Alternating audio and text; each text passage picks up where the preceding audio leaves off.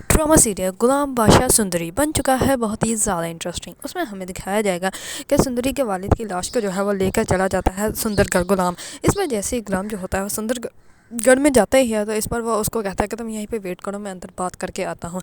इस पर गुलाम जो होता है वो जल्दी से जाता है उनकी जो है वो हवेली के अंदर, लेकिन वहाँ पे ऑलरेडी जो है वो जश्न मनाया जा रहा होता है बादशाह के वज़ीर बनने की खुशी में। इस पर सब लोग जो होते हैं वो बहुत ज़्यादा खुश होते हैं। गुलाम जो होता है वो जैसे ही दादा साहब के पास जाने वाला होता है तो इतने में ही बादशाह की वालदा उसको रोक लेती है और वो उसको कहती है कि पहले मैंने तुमसे बात करनी है, इधर आके मेरी बात सुनो।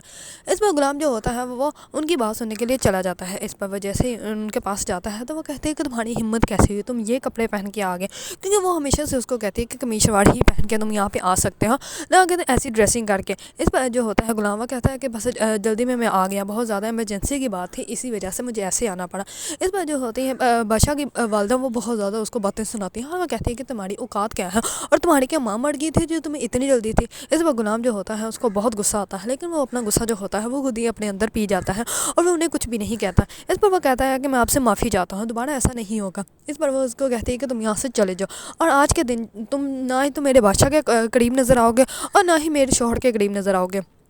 इस पर गुलाम जो होता है वो चला जाता है और जैसे ही जाता है तो वो देखता है सुंदरी के पास बहुत सारे लोग जो होते हैं वो इकट्ठे हुए होते हैं और वो कहते हैं कि कौन हो तुम और ये लाश किसकी है और यहाँ पे तुम क्यों वेट कर रही हो। इस पर वो कहती है कि हम लोग यहीं पे आए हैं और हम लोग जो है वो यहाँ से चले जाएंगे। इस पर वो बातें करने लग पड़ते हैं। जैसे ही गुलाम आता है, गुलाम जो होता है वो उनको कहता है कि आप लोगों को क्या मसला है, आप लोग यहाँ पे खड़े होकर क्यों बातें कर रहे हैं। इस पर एक आदमी जो होता है वो कहता है कि हो सकता है मरने वाले के साथ इसका कोई रिश्ता ना हो, क्योंकि इसका तो बाप ही नहीं है, ये तो यतीम है, यतीमों के भी अब रिश्तेदार निकलने स्टार्ट हो गए हैं। हाँ, ये लड़की ज़्यादा प्यारी है, हो सकता है इसके साथ कोई चक्कर हो। इस पर गुलाम जो होता है वो बहुत ऊंचा बोलना स्टार्ट हो जाता है और वो कहता है कि तुम लोग मुर्दों को तो बख्श दो, जिंदा को तो जीने नहीं देते, मरे हुए को तो आराम से मरने दो।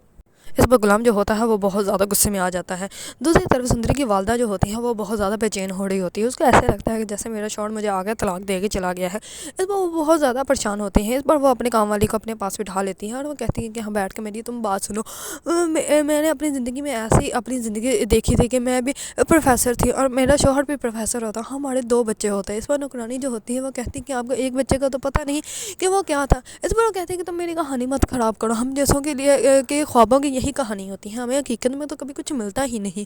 दूसरी तरफ बादशाह की जो कज़न होती है वो वो उसको कंफर्म ही है कि मेरी शादी जो है वो बादशाह के शादी होगी, लेकिन उसको इस बात का अंदाज़ा ही नहीं है कि बादशाह जो है वो उसको कभी भी पसंद नहीं कर सकता। इस पर उसके दोस्त जो होती है वो कहती है कि चलो हम जो आगे जो है वो बादशाह को मुबारकबाद देते हैं उसके वज़ीर बनने की खुशी में। इस पर वो कहती है कि नहीं, ऐसे कैसे जा सकते। इस पर बादशाह जो होता है वो कॉल करने के लिए खुद ही बाहर की तरफ आ रहा होता है तो रास्ते में उसको उसकी कज़न मिल जाती है और वो कहती है कि कैसी हो तुम।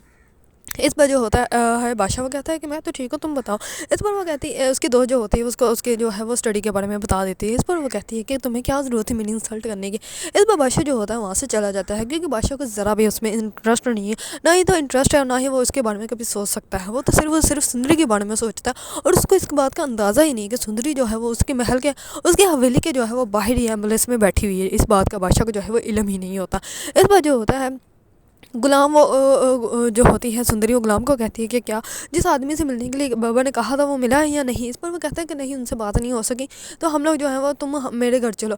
तो वो इस बार जो होती है सुंदरी वो कहती है तो बाबा। इस पर वो कहता है कि इन्हें भी ले चलते हैं साथ ही। इस पर वो उनको भी अपने ही घर ले जाता है। इस पर वो घर जाके अपनी वालदा को सब कुछ बताता है। तो इस पर उसकी वालदा जो होती है वो कहती है कि तुम ऐसे करो, अगर बात नहीं हो सकी तो तुम कॉल करके जो है वो उनसे बात कर लो, उनको क्लियर बता दो कि यहाँ पे क्या हो रहा है। इस पर गुलाम जो होता है वो कहता है कि हाँ ये ठीक है, मैं उनको कॉल करता हूँ।